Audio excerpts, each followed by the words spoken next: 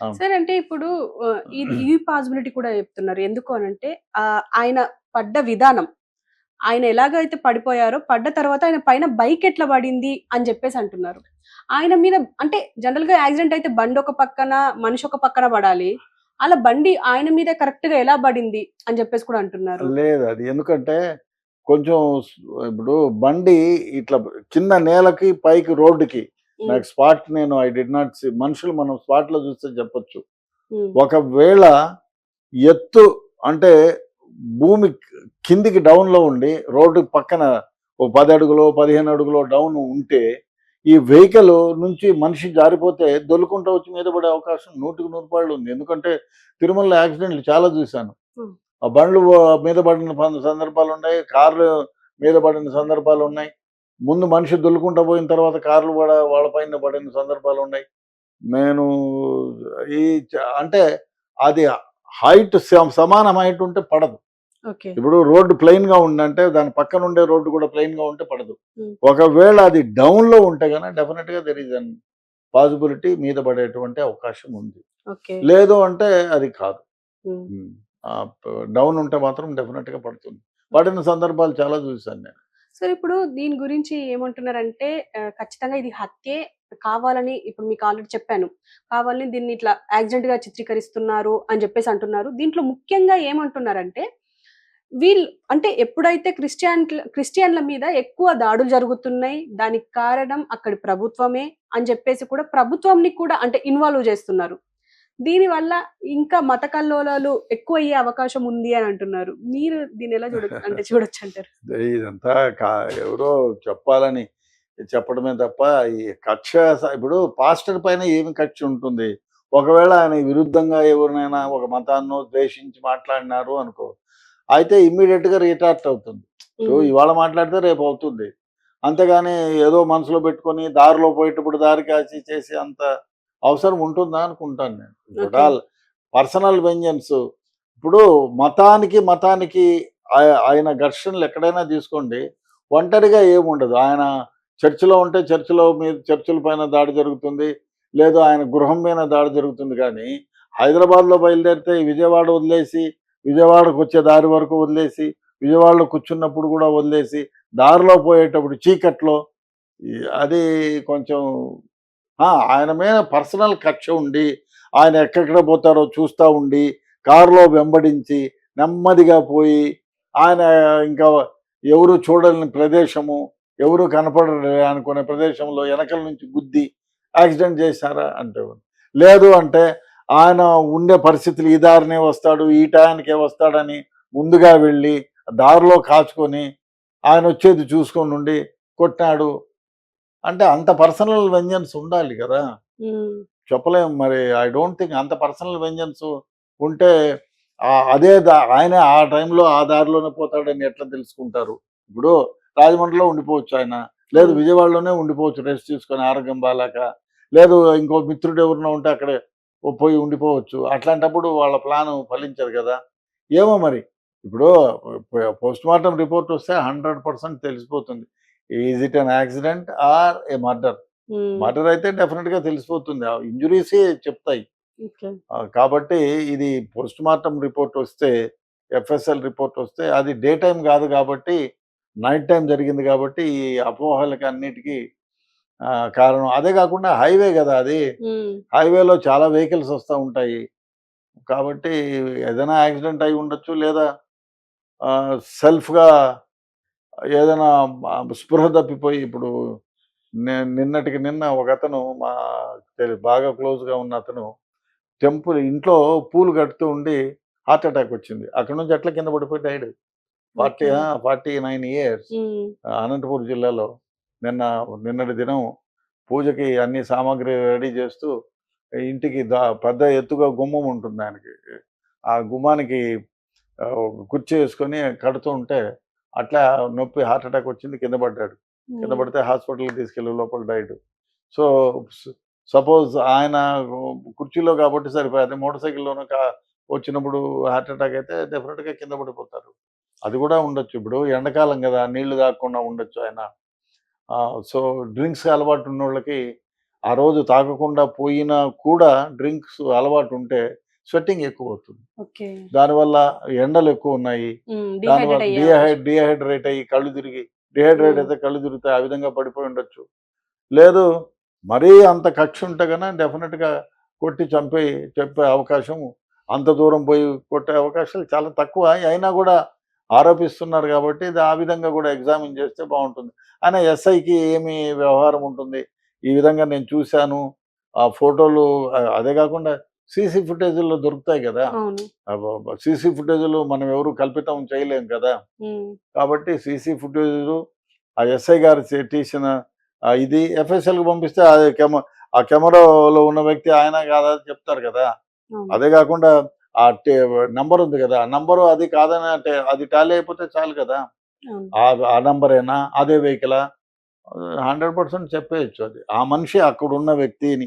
అక్కడ కూర్చున్న వ్యక్తే ఆ పాస్టర్ గారు అని చెప్పొచ్చు. ఓకే. అంతవరకైతే 100% చెప్పొచ్చు. ఈ యాక్సిడెంట్‌లో అయితే అక్కడ జరిగిన సందర్భము, అక్కడ కర్రలుండే దాన్ని బట్టి వాళ్ళు కర్రలో కొట్టినారనేది ఒక అభియోగం. ఆ విధంగా భావించడానికి కూడా ఆస్కారం ఉంది. కర్రలున్నాయి గాబట్టి. హ్మ్. అక్కడ కర్రలు లేకుండా రాళ్ళుంటే రాళ్ళతో కొట్టి చంపారనే దానికి కూడా ఆస్కారం ఉంది. అక్కడ ఏమీ లేదనుకో, అప్పుడు ఏదన్నా వెపన్ తీసుకొచ్చి కొట్టి పారిపోయినాడని చెప్పేదానికి ఆస్కారం గూడా ఉంది. మనం ఊహించే దాన్ని బట్టి ఉంది గానీ, అసలు ఆ కర్రలు కొడితే ఇప్పుడు కర్రతో కొడితేనో యాక్సిడెంట్ అయిన దానికి there is lot of difference. జారుతారు. జారుడుగా ఇవి హ్మ్. గిర్రలయితాయి. హ్మ్. అబ్రియేషన్స్ అట్లుంటాయి. మీరు తలపైనో, కాలు పైనో, చేతి పైనో కొడితే బ్లంట్ వెపన్‌తో కర్రలో అంటున్నారు గదా! వాతలుంటాయి గదా! హ్మ్. ముక్కు పైన, మొహం పైన కొడితే దెబ్బలయిపోయినవి ఉంటాయి గదా! కాబట్టి అది చూడాలి మరి. రేపు పోస్ట్‌మార్టం రిపోర్ట్ వస్తే అన్నీ తేలిపోతాయి. అదేవిధంగా ఆ పీఎం రిపోర్ట్‌లో తెలిసిపోయింది. తెలిసిపోయి ఉంటుంది. 99% డాక్టర్‌కి అప్పుడే ఎన్ని ఎన్ని ఎన్ని ఇంజ్యూరీస్ చూసుంటారు, ఎన్ని డెడ్ బాడీస్ చూసుంటారు, ఎన్ని యాక్సిడెంట్లు చూసుంటారు. హ్మ్. కాబట్టి వాళ్ళకు ఇంజ్యూరీ చూడంగానే నో, నో అని చెప్పేస్తారు. కానీ ఇప్పుడు అదే కాకుండా ఆ! పోస్ట్‌మార్టం రిపోర్ట్ పుట్టుక వస్తే హార్ట్ ఎట్లా కంజెషన్ అయింది, హార్ట్ అటాక్ ఏమన్నా అయిందా, బ్లాకెట్స్ ఏమన్నా ఉందా, అవన్నీ కూడా తెలుస్తాయి. హ్మ్. కానీ ఇప్పుడు అంటే ఇంత క్లియర్‌గా ఎంతమంది మేధావులు గాని, ఎంతమంది ఎక్స్‌పీరియన్స్‌డ్ పర్సన్స్ చెప్పినా కూడా, పాస్టర్స్ మాత్రం అంటే పాస్టర్స్ గాని, క్రైస్తవ లోకం, క్రైస్తవ సమాజం గాని, అసలు ఒప్పుకోవట్లేదు. ఇది యాక్సిడెంట్ అని జెప్పేసి. అలాగని ఇది హత్య అని చెప్పడానికి ఇంకా నిర్ధారణ కాలేదు గాబట్టి, అసలు దానికి గ్యాప్ కూడా ఇవ్వట్లేదు. ఎందుకింత లేట్ అవుతుంది? ఎందుకింత లేట్ అవుతుంది? అని జెప్పేసి అంటున్నారు. అంటే ఈ పాస్టర్స్ అత్యుత్సాహం చూపిస్తున్నారు అని జెప్పేసి చాలా మంది మాట్లాడుతున్నారు. మీరేమంటారు సార్? అంటే జనరల్‌గా ఇప్పుడు మాట్లాడుకుంటే. ఒక ప్రముఖ వ్యక్తి చనిపోయినప్పుడు ఆవేశము, ఆక్రోశము అందరిలో నార్మల్‌గా ఉంటుంది. ఎందుకంటే మామూలు వ్యక్తి చనిపోతే ఏదోలే మామూలు ఇంట్లో వ్యక్తి చనిపోయినా కూడా చాలా ఆరోపణలు చేస్తారు. అంతెందుకు ఇప్పుడు ఒకానొక కేసులో ఇప్పుడు కాదు 7 ఏళ్ల క్రితం, 8 ఏళ్ల కాదు ఇంకా ముందే. ఒక మనిషిని పోలీస్ స్టేషన్‌కి తీసుకురావాలని అక్కడ కూతురు, కొడుకు అందరూ చాలామంది ఉన్నారు ఇంట్లో. హ్మ్. బాబు నిన్ను అరెస్ట్ చేస్తున్నాము రమ్మని చెప్తే ఇంట్లోకెళ్ళి షర్ట్ ఏసుకొస్తాను సార్ అని ఇంట్లోకి పోయినాడు. బయటకొచ్చి ఆ గుమ్మం ముందుకు రాంగానే హార్ట్ అటాక్ వచ్చి ప ప ప పడిపోయినాడు. పడిపోతే అందరూ ఇంట్లో వాళ్ళు, వీళ్ళు అందరూ కలిపి హాస్పిటల్‌కి తీసుకెళ్ళేటప్పటికి హి డైడ్. అప్పుడు వాళ్ళు ఏమని ఆరోపించారంటే పోలీసోళ్ళు ఆడే గేట్ ముందరనే 2 దెబ్బలు కింద కొట్టంగానే కింద పడిపోయినాడు అని ఆరోపించిన సందర్భాలు ఉన్నాయి. ఎందుకంటే ఆక్రోశం. అబ్బా! ఓకే. మా వోళ్ళు లేదు నేను ఆ టైంలో ఇంట్లోకెళ్ళాను మంచినీళ్ళు తేవడానికో, మా ఆయన షర్ట్ ఏసుకొనొచ్చాడు అంత లోపలనే. అప్పుడే ఎళ్ళిపోతారనుకున్నామా ఎవరికైనా అంటే ఒక ఆహ్, ఆహ్, ఒక ఆక్రోశము, ఆవేదన, ఆలోచనలన్నీ మరిపింపజేస్తుంది కాబట్టి, ఆ విధంగా మాట్లాడడానికి ఆస్కారం ఉంది. ఎందుకంటే ఒక ప్రముఖ వ్యక్తి, ఆహ్, పాస్టర్ అంటే 10 మంది గౌరవిస్తారు. కాబట్టి డెఫినిట్‌గా ఆ విధంగా ఆరోపించడంలో తప్పు లేదు. కానీ నిజాయితీగా నిజాన్ని ఒప్పుకోవాల్సిన అవసరం అందరికీ ఉంది. అన్ని అన్ని మత సామరస్యంగా చూసుకోవాలి. ఈయన్ని చంపడానికి కారణం ఏముంది? ఈయన ఏదైనా వ్యాఖ్యలు చేశాడా? ఇప్పుడు 10 ఏళ్ల క్రితం వ్యాఖ్యానం చేశాడా? 6 నెలల క్రితం వ్యాఖ్యానాలు చేశాడా? 3 నెలల క్రితం వ్యాఖ్యానం చేశాడా? నిన్న చేశాడా? వచ్చే గంటకు ముందు చేశాడా? అనేది ఆలోచన చేయాల్సి ఉంటుంది. ఆ హ్మ్. చేసిన వ్యాఖ్యానం ఎంత గొప్పగా ఉంది? ఎవరిని ఇబ్బంది పెడతా ఉంది? ఆ ఇబ్బంది పడేవాళ్ళొచ్చి ఈయన్ని చంపేయటంతోటి ఆలోచన ఉంటుందా? డెఫినిట్‌గా ఇప్పుడు ఎవరినైనా చంపుతారే అనుకోండి.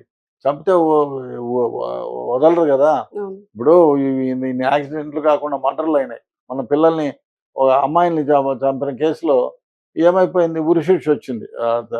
మనిషిని పెట్టి దాంట్లో ఉమ్, చంపింది. ఉమ్, అట్లా చాలా దాంట్లో ఇప్పుడు మొన్న పూజారి చంపిన కేసులో ఆయనకు యావజ్జీవ కారాగార శిక్ష వచ్చింది. సో వాడు అంటే తను తాను కాపాడుకోవాలని ఆ ఉద్దేశంతో చేసింది ఇది. మరి అందరికైనా తెలుసు ఎట్లయినా పోలీసు వాళ్ళు అరెస్ట్ చేస్తారు, జైలుకి పోవాల్సి ఉంటుంది, జీవితాలు నాశనం అవుతాయని. అంత పర్సనల్గా ఈయన ఎవరిపైన వ్యాఖ్యానించాడా? ఆ! ఇప్పుడు అదే విషయానికి వస్తున్నా. ఏంటంటే సీతమ్మని అంటే సీతమ్మని లంక నుంచి తీసుకొచ్చిన తర్వాత ఆయన చేసిన వ్యాఖ్యానాలు ఎలా ఉన్నాయి అనంటే చాలా సంచలనంగా మారాయి. అంటే రాముడు ఇంకా నాతో నువ్వు ఉండకు సీత, నువ్వు వాళ్ళతో వెళ్ళిపో. అంటే సుగ్రీవుడితో వెళ్ళిపోతావా, విభీషణుడితో వెళ్ళిపోతావా, నీ ఇష్టం ఎవరితోనైనా వెళ్ళిపో అని చెప్పేసి అన్నారు అని చెప్పేసి ఒక వీడియో ఆయన వెళ్ళిపోయాక అంటే ఆయన చనిపోయిన తర్వాత ఈ వీడియోలన్నీ వైరల్ అవుతున్నాయి.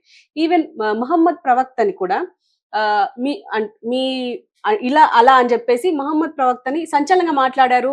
నేను కూడా చంపాలని అనుకోలేదు, తిట్టాను, బూతులు తిట్టాను అని చెప్పేసి కూడా ఒక వ్యక్తి అంటే షమీ హుస్సేన్ అని చెప్పేసి ఆయన పేరు కూడా బయటకు వచ్చింది. ఈ హత్య వెనుక ఆయనే ఉన్నారు అని చెప్పేసి ఆయన పేరు వచ్చింది. చాలా మంది శివశక్తికి సంబంధించిన సంఘాల పేర్లు వచ్చినాయి. ఇలా చాలా మంది పేర్లు వచ్చినాయి. అయితే కానీ వీళ్ళు మాత్రం మాకేం సంబంధం లేదు, మా దేవుళ్ళని తిట్టారు కాబట్టి మేము తిట్టాము, అంతేగాని ఇంకేం చెయ్యలేదు అని చెప్పేసి వాళ్ళు అంతే. ఎక్స్ప్లెనేషన్ ఇచ్చుకోవాల్సి వచ్చింది. ఏమంటే ఒక మాట, మనం ఇప్పుడు నీ కుటుంబ సభ్యులను నిన్ను పర్సనల్ గా టార్గెట్ చేస్తే డెఫినెట్ గా నిన్ను పర్సనల్ గా టార్గెట్ చేస్తారు ఎవరైనా. అవును. ఒక సమాజాన్ని టార్గెట్ చేస్తే ఎవరికి ఉంటుంది?